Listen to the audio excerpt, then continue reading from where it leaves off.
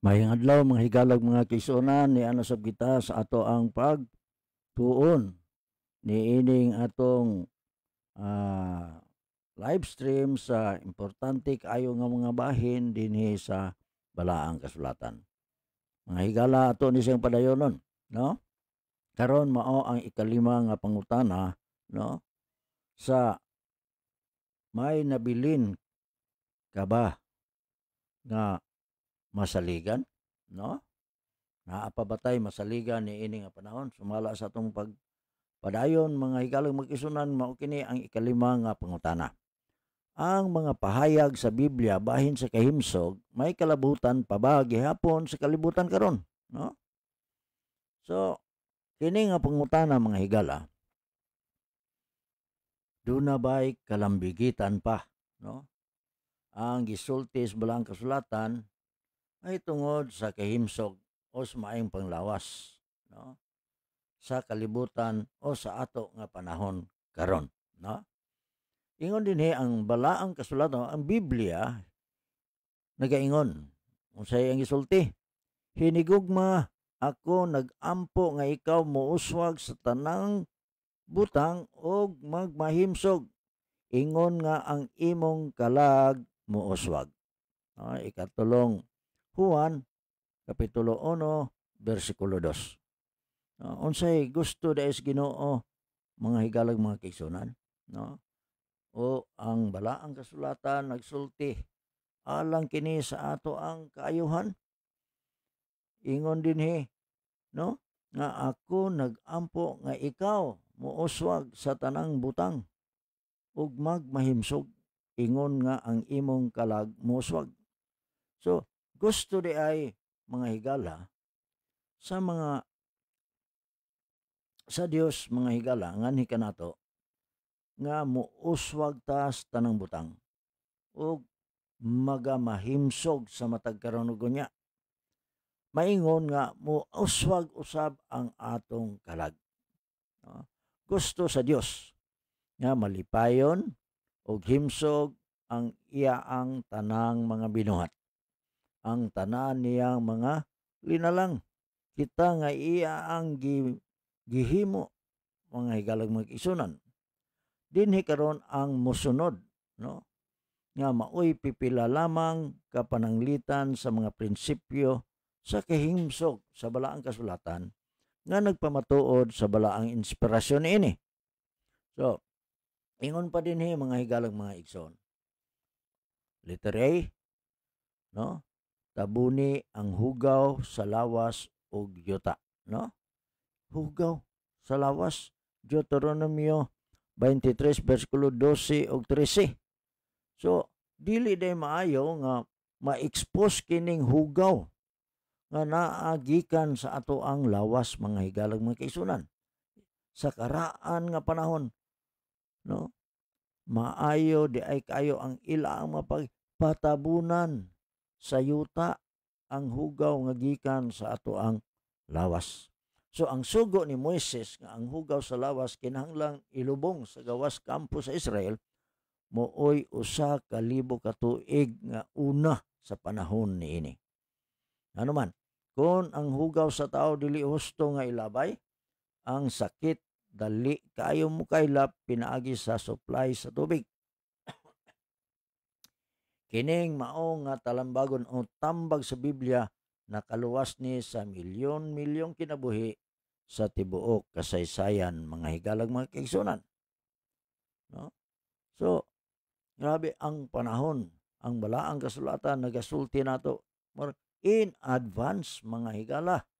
Padayon ta ang letter B, dili usab kita magbuhat og sexual nga immoralidad, no? Sexual nga immoralidad, no?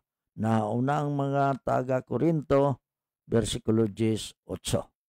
So gisupply gihatag kanato ni siya og nga nagpasalamat nga naada ini dinhi mga higala ug mga kaisunan sa balaang kasulatan.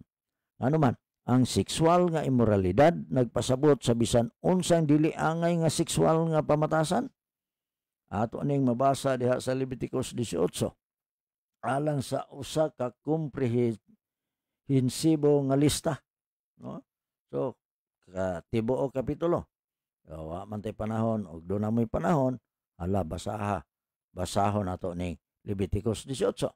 Pinaagi sa pagsunod ni ining mao nga tambag sa balaang kasulatan, ang mga tawo adunay gamay nga katarungan nga mahadlok sa wala kinahanglanang pagnabdos, no? Pagburos o mga sakit nga mapasa pinaagi sa hilawas, mga higalag mga igsoon sama sa sipilis ug AIDS. Dili gusto ang Ginoo nga ma-involve ang iyang makatawhan niining sexual immorality, no? O immoralidad sexual, mga higala, no? Ano man, gusto sa Ginoo nga ang tao dili makabaton og mga balatian o gawas pa makadaot sa panimalay o gawas pa gyud makadaot sa komunidad, no? So usahay mao ni ang hinungdan sa mga balatian, no? Wala kinahanglan nga pagnabdos na mga sakit nga mapasa pinaagi sa sexual nga immorality, no? Sama sa syphilis, AIDS, no? Ug uban pang mga sakit nga dunay kalabutan sa sexual nga immoralidad, mga higalong mga kaigsunan. Letter C, biyai ang alkoholikong ilimnon. So ang mga ilimnon nga makahubog biyaan. Proverbio 23:29 ngadto sa 32. So kung sundon sa tanan kining tambag sa balaang kasulatan, milyon-milyong mga nadaot sa alkohol ang mahimong mabuot, mga higala o mga kaigsunan, no? Daghan nga mga tao nga nadaot ang ilang kinabuhi tungod sa alkohol. So matinabangon nga mga lungsuranon, no? Mahimo tang mabuot, mahimo tang matinabangon nga lungsuranon kung wala nato gamita kining klasiha sa mga ilimnon, no? Anya minilyon nga nabungkag nga mga pamilya nahiusa pag-usab, no?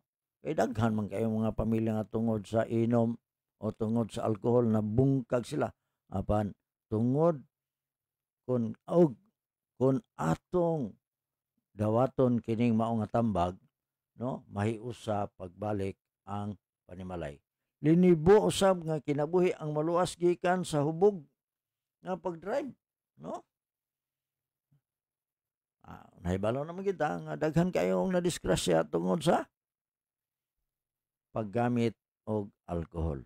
Og ang mga leader sa gobyerno og negosyo mohimo og klaro nga mga desisyon. So ang tao nga dili nagamit niini, mga higalag mga kaisunan, maayo nga klase sa tao diha sa atong community, mga higala ug mga kaisunan. So nalipay ta ano man gipahinumduman kita og nga sa atong gitun-an, mga higalang mga kaigsunan, ang mga pahayag sa Biblia bahin sa kahimsog, may kalabutan pa ba sa gihapon sa kalibutan karon? Yes, of course, mga higalang mga kaigsunan, duna pagyoy kalabutan, no? Ang mga gisulti sa balang kasulatan mahitungod sa kahimsog alang sa ato nga panahon karon.